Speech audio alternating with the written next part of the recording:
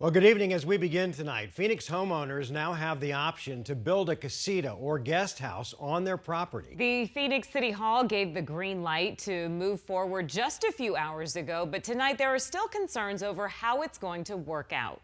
Good evening and thanks so much for joining us. For 12 News at 10, I'm Kadiva Devine. And I'm Mark Curtis. The goal is to open the door for more housing options across the city, but plenty of questions about the initiative still have to be answered. Team 12's Jonathan McCall is live in downtown Phoenix tonight with more. Jonathan?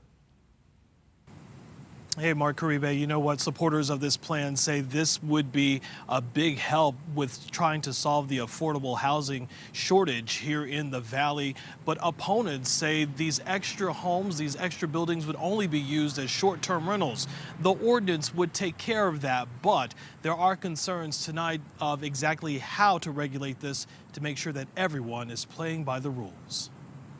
In an 8-1 vote on Wednesday, the Phoenix City Council approved a plan that will allow homeowners to build additional housing in their backyards. This has been going conversation since 2019 in several of our plans. With housing costs skyrocketing across the valley, supporters say extra homes or casitas will be an option to help close the gap for affordable housing and will also help multi-generational families stay together. We are talking about families who will have a roof over their head that they may have not been able to afford before. Opponents of the plan were concerned about the additional homes being used as short-term rentals, but council members added the protections in, which got many on board. Today you've addressed things like providing clarity for HOAs and for historic preservation. We always thought that that was important. Under the plan, only one additional structure can be added per property.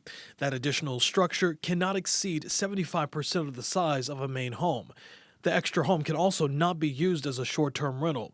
Owners would still have to comply with any HOA regulations, and homeowners would also have to apply for a permit for the structure to be used as an additional home.